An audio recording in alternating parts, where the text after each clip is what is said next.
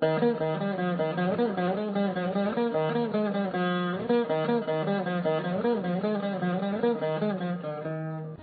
you tell us a little more about the diversity in terms of the textiles and the weaves, the designs, and the patterns?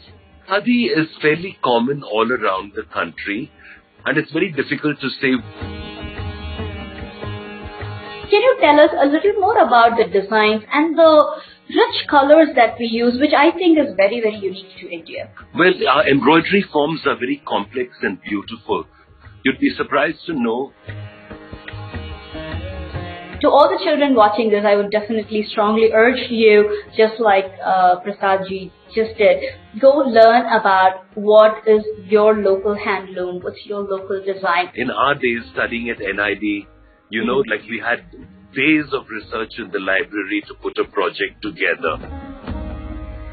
Moving a little away from Khadi itself, what are some of the other textiles? And you mentioned about the diversity in terms of the designs, and you mentioned about the Ajraki block from Rajasthan, if I'm right. Today it is done majorly in Rajasthan. Can you tell us a little more about the diversity? Because that fact that you said about 90 types of grapes is still I'm still in that wow mode. I never knew that you could tie a sari in that many ways. So can you tell us a little more about the diversity in terms of the textiles and the weaves, the designs, and the patterns? Khadi is fairly common all around the country, and it's very difficult to say which Khadi comes from which state. Unless, of course, you're Bengal, because they make the finest malmal. I think you'll remember old Dhaka muslin that was woven in the eastern parts of India. So you find very fine malmals coming from Calcutta. But from Rajasthan, you will find the rougher Khadis coming, which are very useful for upholstery, for interior design, for making curtains, for putting on sofa sets, for making throws. In the south, again, you will find a lot of finer Khadis, but not as fine as the muslins of Bangladesh. So I would say that Khadi is a difficult fabric to pinpoint and say, oh, this Khadi is from this part of India. Even an expert can get fooled because many Khadis are very similar, being made on a handloom and being made from this particular kind of spun, charkha spun thread. It can all look quite like each other. But when it comes to the handlooms of India, each part of the country has a very distinctive sari.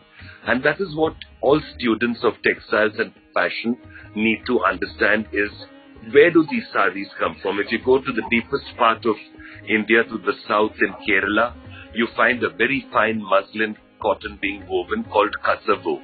It's very, very beautiful, and it's usually cream with a gold border. Then you come to Karnataka, where you find the Mulkal Moru, which is very similar to Kanjivaram. It's a silk weave with a lot of zari work in it. Or you find the northern Karnataka's cottons, the Dharwar cotton, the Gulbarga cottons, which are beautiful checks and stripes. They're also very famous.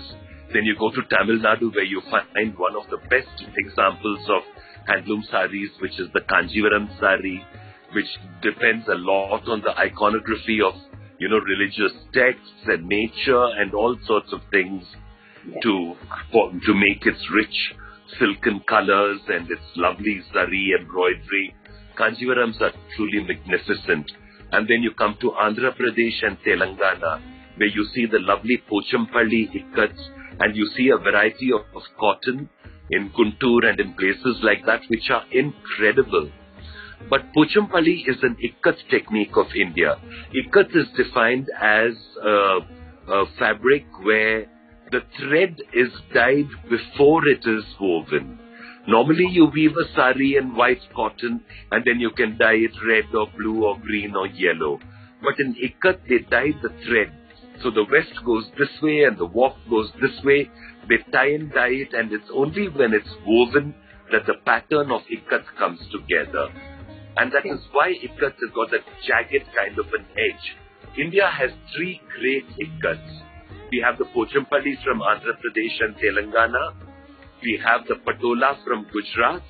And we have the Sambhalpur from Odisha. And these three great ikkats always made me feel that ikat was a technique that was invented in India and that we exported it through all of Southeast Asia, all the way to Japan, and in the other direction we sent it all the way to Uzbekistan, who also have very beautiful ikats now, and a lot of other parts of Russia also which do ikat. So I do believe that India was where it all started. And then, of course, in Maharashtra, you'll see the Paithani, which is very, very beautiful. And in Rajasthan, you will see the Kota Doria, which is half silk and half cotton, a very light window pane fabric that was actually invented for men's turbans because of the searing heat of the Rajasthan desert. They wanted a very lightweight fabric for their turbans. And then the women said, oh, we love this fabric. It's so light, but it's too transparent to wear as a sari. So let's introduce zari into it to make it less transparent. And today the Kota Doria sari is one of the most beautiful examples of weaving that you'll ever find in the country. In the north, we don't have too many fabrics. Punjab, we have a variety of embroidery. And in Uttar Pradesh, of course, we have the famous Benares, which is absolutely beautiful. It is absolutely stunning. In Madhya Pradesh also, we have... We also have the chikankari, right? That's what I'm saying. Pardon? I had to mention that. The Sorry? chikankari from Lucknow. The chikan is an embroidery technique. It's an embroidery technique. Normally done, it's normally done in Lucknow. But Benares being, from the same state, Benares to me is actually, Benares and Kanjivaram are two of the most beautiful examples of weaving in India. And chikan work is actually embroidery that's done on cotton muslin. But it's become very fashionable, and I recently went to Lucknow and I went to visit the beautiful Seva office where they have a lot of women coming in and doing this kind of chikankari work. And unfortunately, demand is also dropped, and I really need younger people to start wearing a lot more khadi, a lot more handloom. They say that if each person in India buys just 5 meters of khadi in a year, you'll be able to revive the economy of that industry. And today, you have to understand that almost 21% of our population in this country are directly or indirectly involved in the production of khadi and handloom. Because as you earlier mentioned, it's from the farms where they grow cotton, where sericulture, silk farming is done, where wool rearing sheep are reared for wool. So it all begins with the agricultural sector, and then it comes to the gathering of it, the washing, the spinning industry, the weaving industry. Then comes the dyeing, the embroidery, the block printing, the surface embellishments that happen. There's just so much that happens with the textiles that it takes so many people are involved in it. And then comes a huge retail industry that sells this to the public. The many middlemen who buy cheap and sell expensive, that's another tragedy in India. We always like to try and connect the artisans directly to the customer so they don't lose commissions to the middlemen. But in many places, the middlemen have a stranglehold on the weavers and on the artisans. So they buy their stuff very, very cheaply. Like, for example, a Kota Doria sari will be sold with 6 weeks of work with zari in it, beautiful weaving technique. It will be sold for as little as 6,000 rupees, 5,000 rupees to the middleman.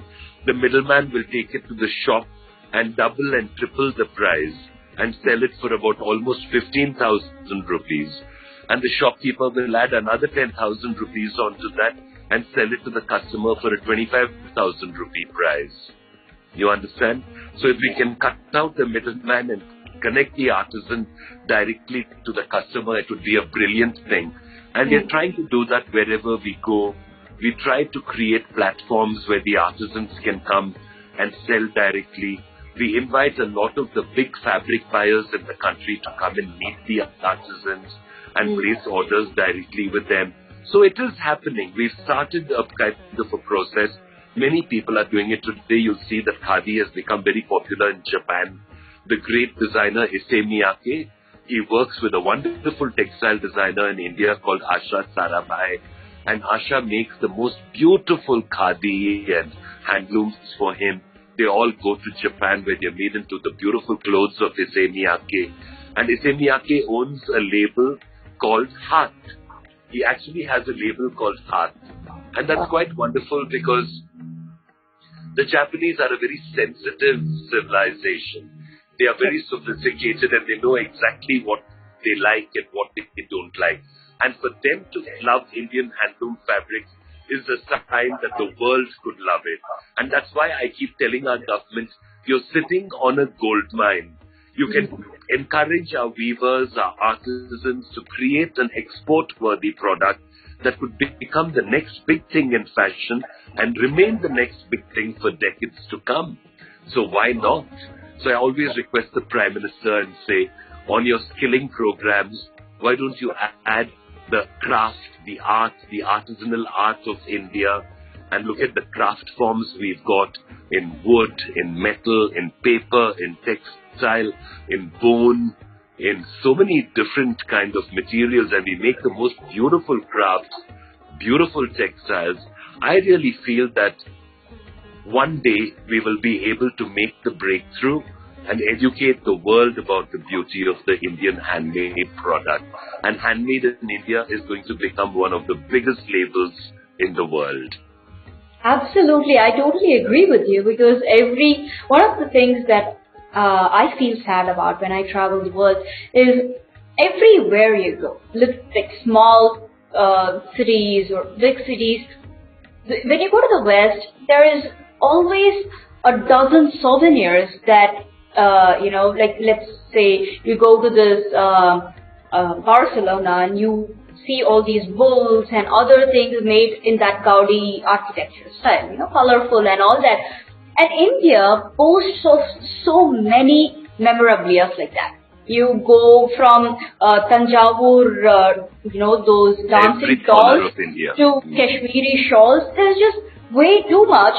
And in Indian airports, when I, check out these stores, I don't think they carry or they bring out the essence of what India truly holds.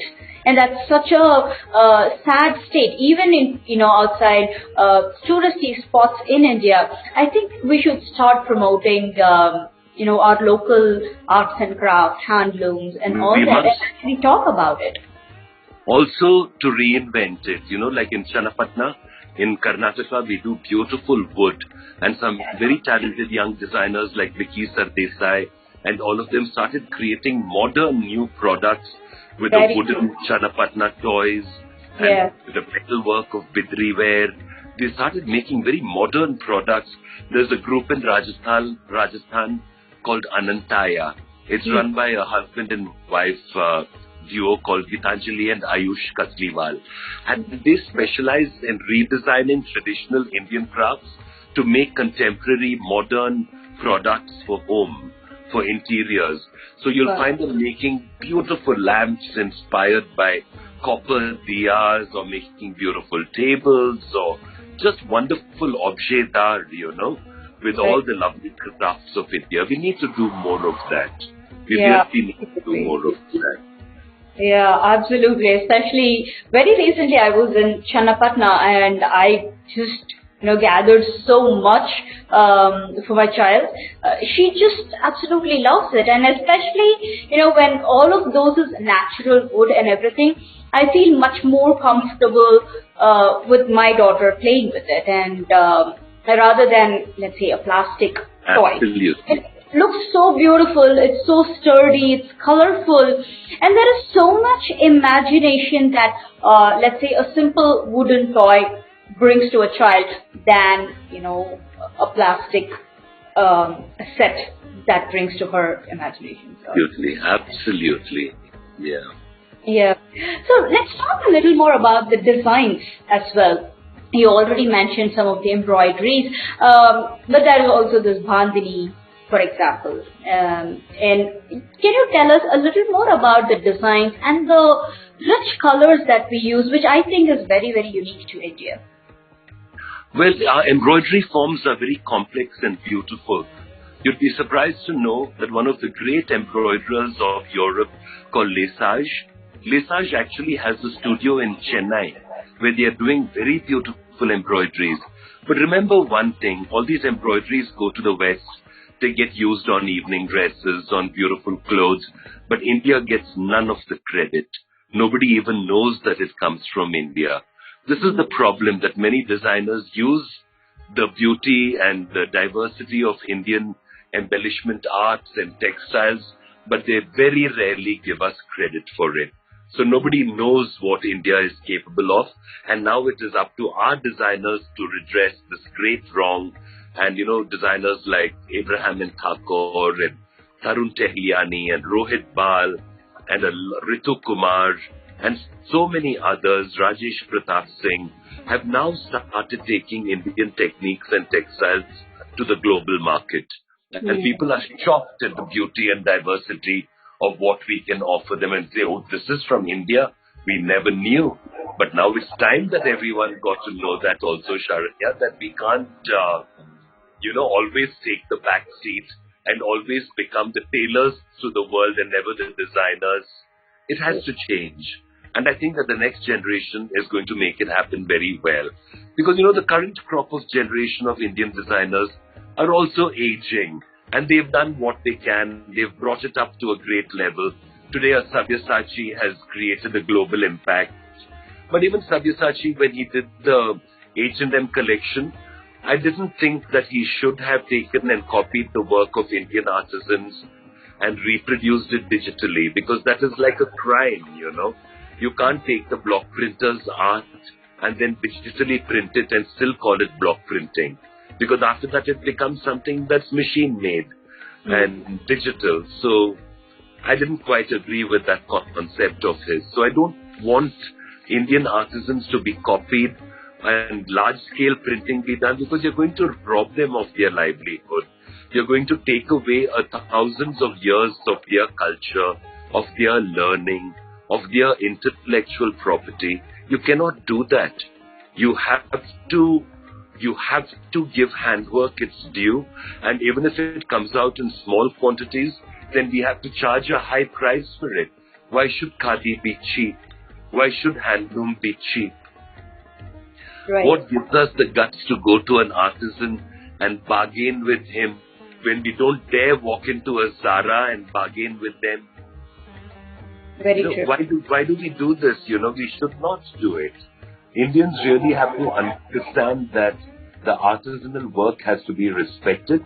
Sure. And it's something that each one of us has a moral obligation to buy and to wear throughout the year. And it's so climate friendly, Sharanya, I can't tell you. You yourself know that wearing a cotton sari in the summer can be a very pleasant experience. But wearing a sari made with polyester can make you want to kill yourself, because it can be so hot and uncomfortable, So natural fibers, natural vegetable dyeing. You look at the beautiful vegetable dyeing that's being done in this country. They say that vegetable dyed clothes are actually good for your skin, because they don't react with any chemical. They are not chemical processes. So, you see someone like Narmohan Das. I recently visited him in Sualkuchi in Assam, and I saw the vegetable dye that he was doing. He was making the most beautiful yellow from onion skin. He was making red from lac and from Brazilian redwood. He was making indigo with our traditional blues. He was making a wonderful green indigo also. He was making a lovely brown with cow dung. These are the natural dyes of India. And these are things that really need to be celebrated, need to be worn, need to be sort of, really sort of brought under the spotlight, and to tell people this is special and this is why it is so special. People understand very easily. And I find more and more younger people are becoming more convinced about the beauty of the handmade. I tell young Indian designers, in this country you can do something wonderful, which a designer in America and Europe cannot do. If they were to go and find an artisan, they would first of all hardly find anyone. And secondly, they would have to pay a huge price to work with those artisans. In India, you can walk into any gully. So, I teach students of NIFT, I teach students of Pearl and many other institutions. And I tell them, be aware of what India does, because that's what's going to make your work special and may ensure that nobody can copy your work because it's so original. So if you go and sit with a weaver and tell him you want your fabric in a certain way, or you go to the block printer and you design a new kind of a block, that work will always be yours, original. Nobody will ever be able to steal it away from you, you know. So do that. I mean, Indian design students are in a very advantageous situation. You know, they are able to access artisanal work of the utmost beauty at very good prices. You know, so they have to learn to pay the artisan a good price and to sell it at a good price. Let everyone make their profits, but the artisan must make a good profit too. Absolutely. And I think in this one answer you literally gave me so much to take away. And especially, you know, we're going to have a lot of children and parents watch this show.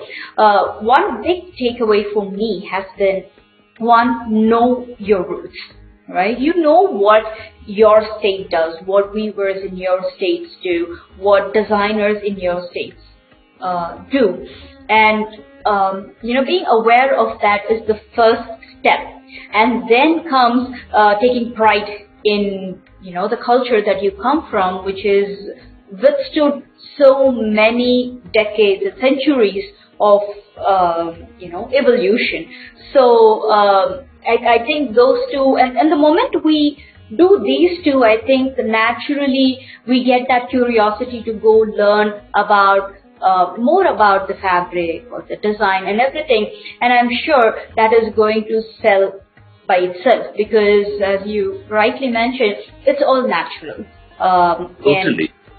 So that's going to, people will start understanding and realizing for themselves how their skin is going to be better when they wear natural fabrics, or, you know, that the pride, it automatically shows on our face. So for example, when I wear a kanchipuram and step out of Tamil Nadu or wherever, and someone compliments saying, oh, you know, you are from Tamil Nadu and you're wearing this beautiful sari, there's always that sense of pride. Although I have not done a thing, you know, to get that sari made, it is always that sense of pride that yes, I come from this state which makes this beautiful sari.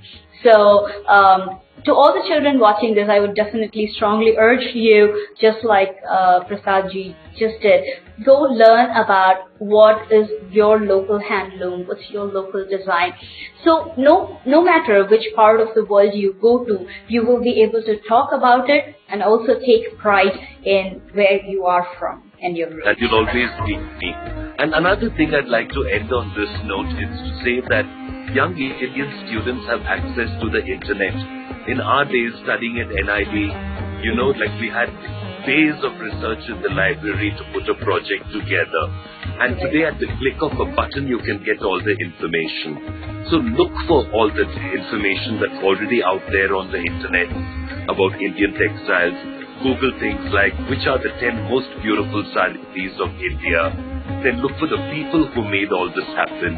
You know, when we achieved independence, Jawaharlal Nehru told these wonderful women and said, you know, we are on the verge of losing our crafts, and I'm asking you ladies to put together a war effort to help the artisans, to help all the wonderful craftspeople of this country. And that was when people like Pupul Jaikar and Kamla Devi Chattopadhyay, Seena Kaur, and you know, in Karnataka, we had a wonderful lady called Chimmi Najappa. We were all people who, you know, contributed their knowledge and their might in helping bring the weavers back from penury and from ruin, literally. And they started the Cottage Industries Corporation of India, which has shops all over the country. In Delhi, they're at Nehru Place. In Bangalore, unfortunately, they closed down because of COVID, but I hope that they will be opening out again soon. And these are the people who brought the crafts and textiles of India to life again. So Google them, go and look at the history online, take advantage of the fact that there is so much of knowledge available at the click of your button, at the edge of your fingertips, and look for that information, download information, print out pages, make yourself files. Because when you are a student of design, a student of fashion, it is this kind of research that will make your work better and better. And knowing that you can tap into the vast and amazing resources of Indian textiles and crafts that can help you create a global product that nobody else can copy. So I hope to see all you guys do that one day. Absolutely. Thank you. It was so inspiring, I would say. I came in thinking that I'm going to learn a lot, which I did, but beyond the knowledge that I've gained, I think this specific conversation has left me very inspired, because I think I have so much to learn about in terms of the weaves and the fabrics of textiles of India, and also about the history of people who have brought it so far. And hopefully, I might be able to play a very small bit in taking all this information, rich information from pioneers like yourself to the next generation, and make them also feel very, very proud of where they are from and the rich culture they belong to. Thank you so much. All the very best to you, Sharanya. I'm so happy to have spoken to you, and I know that if we can get through and inspire just a few students, it would have all been worthwhile. Thank you again.